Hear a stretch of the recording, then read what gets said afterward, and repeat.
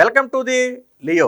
ఈ రోజు ఉదయమే వైసీపీ అధికార ప్రతినిధి కారుమూరి వెంకటరెడ్డిని అయితే పోలీసులు అరెస్ట్ చేసినట్టుగా తెలుస్తుంది. హైదరాబాద్లోని కూకట్పల్లిలో నివాసం ఉంటున్నటువంటి వెంకటరెడ్డి ఇంటికి ఈ రోజు ఉదయమే పోలీసులు వెళ్ళి అదుపులో తీసుకున్నట్టు తెలుస్తుంది. అయితే ప్రధానంగా ఇటీవల కాలంలో అంటే గత 5-6 నెలల నుంచి కూడా ఈ వెంకటరెడ్డి అనే వ్యక్తి వైసీపీ అధికార ప్రతినిధిగా ఉంటూ అటు సాక్షి ఛానల్తో పాటు ఇతర సోషల్ మీడియాలో కావచ్చు లేదా ఇతర ఛానల్స్లో కావచ్చు పదే పదే ప్రభుత్వం మీద బురద జల్లే ప్రయత్నం చేస్తున్నారు. 1-2 కూడా కాదు. ఈవెన్ మనం మొదటి నుంచి తీసుకుంటే ఇటీవల జరిగినటువంటి ఆ బస్సు ప్రమాదం ఏదైతే ఉందో ఆ బస్సు ప్రమాదాన్ని ప్రభుత్వానికి అంటగట్టే ప్రయత్నం చేశారు. అప్పుడు బెల్ట్ షాపుల్లోనే లిక్కర్ కొన్నారు, దానివల్లే బస్సు ప్రమాదం జరిగిందని చెప్పి కొంత ప్రచారం చేశారు. వాస్తవానికి అసలు లిక్కర్ షాప్లో మద్యం కొనలేదు, దానివల్ల అది జరగలేదని చెప్పి ఎవరైతే రెండో నిందితుడు ఉన్నారో ఆ వ్యక్తి అప్పుడు చెప్పడం కూడా జరిగింది. ఆ తరువాత కాశీబుగ్గలో ఏదైతే ప్రమాదం జరిగిందో దానిలో కూడా ప్రభుత్వ వైఫల్యం ఉంది. ప్రభుత్వానికి సమాచారం ఇచ్చినా కానీ ప్రభుత్వం చర్యలు తీసుకోలేదన్నట్టుగా తను సోషల్ మీడియా ద్వారా ప్రచారం చేశారు. సో అప్పుడు ఒక ప్రచారం. ఇక తాజాగా సతీష్ ఎవరైతే తిరుపతి పరకామణి కేసులో సతీష్ అనే వ్యక్తి, సతీష్ కుమార్ అనే మాజీ విజిలెన్స్ అధికారి చనిపోయాడో దీన్ని కూడా ఆత్మహత్యగా చెప్పటంతో పాటు ప్రభుత్వ వేధింపుల వల్లే ఆ వ్యక్తి ఆత్మహత్య చేసుకున్నాడు, ఇదంతా ప్రభుత్వం చేసిన పనేనని ఒక రకంగా చంద్రబాబు, నారా లోకేషే దీన్ని నడిపిస్తున్నారనే కోణంలో ఆయనైతే వ్యాఖ్యలు చేయడం జరిగింది. సో పదే ఇలాంటి అసత్య ప్రచారాలు చేస్తున్నప్పటికీ అనేక సందర్భాల్లో ప్రభుత్వ ఫ్యాక్ట్ చెక్ ద్వారా కావచ్చు, ఏపీ పోలీసులు కావచ్చు, అనేక సందర్భాల్లో ఇది నిజం కాదు, ఇది నిజం అని చెప్పి హెచ్చరిస్తున్నప్పటికీ కూడా టార్గెటెడ్గా రాజకీయ కోణంలోనే విమర్శలు చేస్తుండటంతో ఇప్పుడు పోలీసులు అయితే గట్టిగా యాక్షన్ తీసుకున్నట్టు తెలుస్తుంది. కొంతమంది ఎవరైతే కారుమూరి వెంకటరెడ్డి చేస్తున్నటువంటి వ్యాఖ్యల పట్ల మనస్తాపం చెంది కూటమి ప్రభుత్వం మీద చేస్తున్నటువంటి అసత్య ప్రచారం ఉందో దీంతో మొన్న ఏదైతే సతీష్ ఆత్మహత్యని అని చెప్పి దాన్ని చిత్రీకరించే ప్రయత్నం చేశారో అదే రకంగా కూటమే ఇదంతా చేసిందన్న కోణంలో వ్యాఖ్యలు చేశారో దాని మీద సీరియస్ అయ్యి కంప్లైంట్ అయితే ఇవ్వడం జరిగింది. ప్రభుత్వం కూడా పదే ఎన్నిసార్లు వదిలేస్తుంది, ఒకసారి వదిలేస్తుంది, 2 సార్లు వదిలేస్తుంది, కానీ కావాలని నన్నేమీ చేయట్లేదు కదా, నేను ప్రతిసారి చేసేది ఫేక్ ప్రచారమే కానీ నన్నేమీ చేయట్లేదు కదా, నన్నేమీ ఆధారాలు అడగట్లేదు కదా, నన్నేమీ తీసుకెళ్తలేదు కదా స్టేషన్కి అనే ఉద్దేశమో ఏమో కానీ పేటరేగిపోయాడు బాగా. ఇటీవల వైసీపీలో మాట్లాడేది పాపం 2 వ్యక్తులే, ఒకటి వెంకటరెడ్డి, 2 శ్యామల, మిగతా వాళ్ళందరూ హ్యాండ్ ఇచ్చేశారు జగన్మోహన్ రెడ్డి. ఎందుకంటే అది ఇక జగన్మోహన్ రెడ్డి తేరుకునేది లేదు, ఆ పార్టీ వచ్చేది లేదు, సచ్చేది లేదు, వీళ్ళని నమ్ముకుంటే మేము మునిగిపోతామని చెప్పి మిగతా వాళ్ళంతా కూడా సైలెంట్ అయిపోతే పాపం వీళ్ళిద్దరూ భుజాన్ని వేసుకుని ఒకళ్ళు కుడి భుజాన ఒకళ్ళు ఎడమ భుజాన్ని వేసుకుని పార్టీని మోస్తున్నటువంటి పరిస్థితి. సరే రాజకీయ విమర్శలు చేయొచ్చు, దాన్ని మనం కాదంట్లా, కానీ అసత్య ఆరోపణలు చేసి ప్రజల్లో విద్వేషాలు రెచ్చగొట్టే విధంగానో లేదా 2 వర్గాల మధ్య చిచ్చు పెట్టే విధంగానో ఒక రకంగా రాష్ట్రంలో శాంతి భద్రతలకు విఘాతం కలిగే విధంగానో మాట్లాడతానంటే చూస్తూ ఊరుకోరు. సో ఇప్పుడు దాని కింద అరెస్ట్ చేయడం జరిగింది.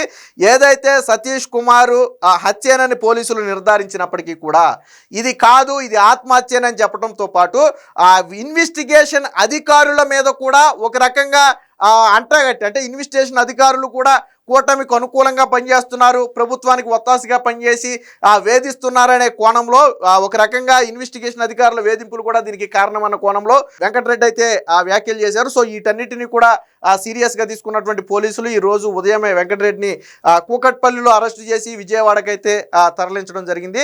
వాస్తవానికి వెంకటరెడ్డిని ఎందుకు అరెస్ట్ చేశారు, చెప్పకుండా అరెస్ట్ చేశారు, నోటీసులు ఇవ్వకుండా అరెస్ట్ చేశారని చెప్పి కుటుంబ సభ్యులు ఏదో సాక్షి మీడియాలో మాట్లాడినట్టుగా నేను విన్నాను. కానీ వాస్తవం ఏంటంటే ఎందుకు అరెస్ట్ చేశారు, దేనికి అరెస్ట్ చేస్తున్నారు అనేది కుటుంబ సభ్యులకు పోలీసులు చెప్పి అన్ని విధాలా నచ్చజెప్పే లా ప్రకారం ఎలా తీసుకెళ్లాలో అలాగే తీసుకెళ్లారు. కానీ ఇదేదో దౌర్జన్యం అంటే వైసీపీ చేసింది. మీకు గుర్తుందో లేదో అర్ధరాత్రులు తలుపులు బద్దలు కొట్టి ఎత్తికెళ్ళిపోయేవాళ్ళు. అరే 60-70 సంవత్సరాలు ఉన్నటువంటి జర్నలిస్టుని కావచ్చు, లేకపోతే ఆ రోజుల్లో ఉన్నటువంటి వెంకయ్యమ్మని కావచ్చు, లేకపోతే ఇంకో కొంతమందిని కావచ్చు ఏ రకంగా వేధించారో మనందరం చూసాం. అది అర్ధరాత్రులు గోడదు వాళ్ళు గేటు దిగముందే అంటే 12-1 గంట సమయంలో వెళ్ళిపోయి నైట్ అరెస్ట్ చేయడం. చంద్రబాబు గారిని ఎప్పుడు అరెస్ట్ చేశారు, అది అర్ధరాత్రి అరెస్ట్ చేయడం. కానీ ఇక్కడ తెల్లవారిన తర్వాత పూర్తి స్థాయిలోనే పోలీసులు ఇంటికి వెళ్ళి లీగల్గా నోటీసులు ఇచ్చి అన్ని రకాలుగా కుటుంబ సభ్యులు ఎదుట వాళ్ళకి అరెస్టు చేస్తున్నామని చెప్పి సమాచారాన్ని ఇచ్చి తర్వాత తీసుకెళ్ళటం జరిగింది. వాస్తవానికి ఇంటి దగ్గర కూడా వెంకటరెడ్డి కొంత వాగ్వాదానికి పోలీసులతో వాగ్వాదం చేసుకున్నట్టుగా తెలిసింది.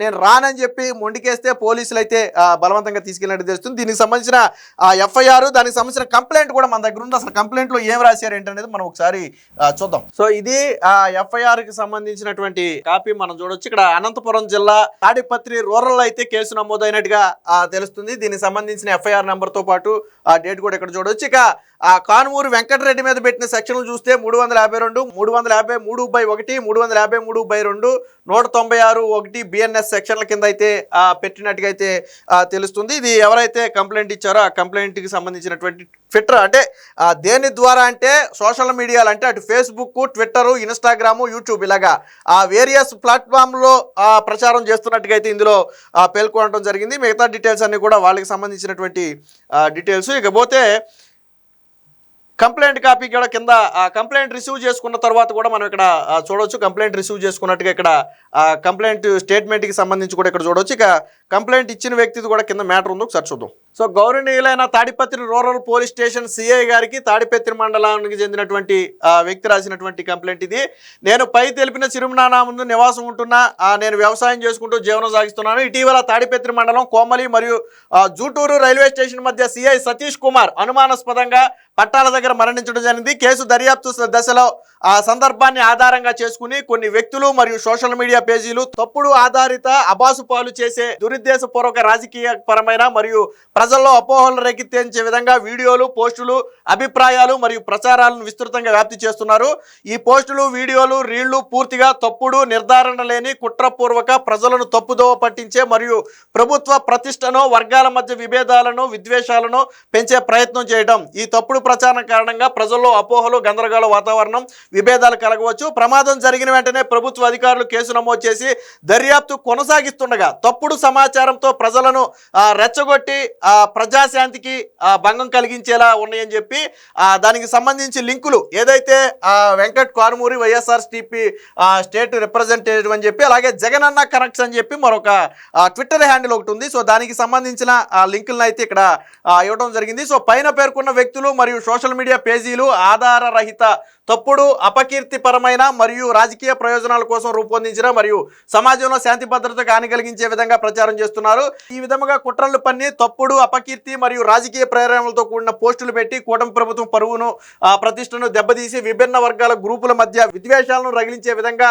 ప్రజల్లో అశాంతి, అలజడి కలుగు చేస్తున్నారని చెప్పి రాయటం జరిగింది. సో దాని మీద పూర్తి స్థాయిలో చర్యలు తీసుకోవాలని, ప్రధానంగా ఏదైతే పరకామణి కేసుకు సంబంధించి ఇన్వెస్టిగేషన్ జరుగుతుందో దాన్ని పూర్తిగా తప్పుదో పట్టించే విధంగా, ఇది పూర్తిగా ప్రభుత్వ వేధింపులు లేదా ఇన్వెస్టిగేషన్ అధికారుల వేధింపుల వల్లే సతీష్ ఆత్మహత్య చేసుకున్నాడని ఒక దుష్ప్రచారం చేస్తున్నారు. వాస్తవానికి అది ఫస్ట్ ఆత్మహత్య కాదు, అది హత్య అని చెప్పి పోలీసులు, కుటుంబ సభ్యులు అందరూ బలంగా భావిస్తున్నారు. దానికి సంబంధించిన సాక్ష్యాధారాలను కూడా సేకరిస్తున్నారు. అంటే ఇన్వెస్టిగేషన్ జరుగుతున్న సమయంలోనే ప్రజలను తప్పుదోవ పట్టించే విధంగా చేయటంతో దీని మీద చర్యలు తీసుకోవాలని చెప్పి చెప్పడం జరిగింది. సో నేను ఇంతకు ముందే చెప్పినట్టుగా అనేక విషయాలు, మన బస్సు ప్రమాదం జరగవచ్చు, లేదా కాశీబుగ్గ వ్యవహారం కావచ్చు, లేదా ఇప్పుడు ఈ వ్యవహారం కావచ్చు, ఇంతకు ముందు వరదల సమయంలో కావచ్చు. సో వరదల సమయంలో కూడా అనేక తప్పుడు ప్రచారాలు చేశారు. సో ఇలా ఒకటి కాదు, రెండు కాదు, ప్రతి సందర్భంలోనూ ప్రభుత్వం మీద ఆధారాలు లేని, ఇదే వెంకటరెడ్డి మీద ఆఫ్ నాలెడ్జ్ వెంకటరెడ్డి అని చెప్పి మనమే అనేక ఆధారాలతో కూడిన వీడియోలు కూడా చేసాం. మన ఛానల్లోనే ఉన్నాయి, మీరు కావాలంటే వెళ్ళి చూడొచ్చు. అంటే ఏ స్థాయిలో ప్రజలను మోసం చేయటం, లేదా ప్రభుత్వ ప్రతిష్టను దిగజార్చడం, లేదా రెండు వర్గాల మధ్య విద్వేషాలు రెచ్చగొట్టడం, ఇది అత్యంత ప్రమాదం. సాధారణంగా వీళ్ళు చేసే వ్యాఖ్యల మధ్య ఏమవుతుందంటే వర్గాల మధ్య విద్వేషాలు రెచ్చగొట్టే అవకాశం ఎక్కువ ఉంది. కాబట్టి చర్యలు తీసుకోవాలన్నారు. దీని మీద పోలీసులు కూడా పదే పదే ఎన్నిసార్లు మట్టికి ఆళ్ళు మట్టికి ఇది తప్పు, ఇది ఒప్పు అని హెచ్చరిస్తారు. సో ఒకసారి తీసుకెళ్ళి అది హత్య, ఆత్మహత్య అన్నారు కదా, సో అది హత్య కాదు, ఆత్మహత్య అనడానికి, అలాగే ఇది ప్రభుత్వం చేసిన వేధింపుల వల్లే చనిపోయాడు అనడానికి తన దగ్గర ఉన్న ఆధారాలు ఏదో సమర్పిస్తే కేసు కూడా ఉండదు. సో ఆధారాలు సమర్పించాలా. నాకు సాక్షి ఛానల్ ఉంది, సాక్షి పేపర్ ఉంది, నేను వైసీపీ అధికార ప్రతినిధిగా ఉన్నాను, సో నేను నా ఛానల్లో నేను ఇష్టం వచ్చినట్టు మాట్లాడతాను, డిబేట్లో ఇష్టం వచ్చినట్టు మాట్లాడతాను అంటే పోలీసులు చూస్తూ ఊరుకోరు. సో మీరు మాట్లాడిన దానికి ఒక ఐడెంటిటీ ఉండాలి, క్రైటీరియా ఉండాలి, కనీసం ఆధారం ఉండాలి. పోనీ రాజకీయ విమర్శలు వేరు, చంద్రబాబు గారు అవినీతి చేశారనో, లోకేష్ అవినీతి చేశారనో ఆ విమర్శలు వేరు.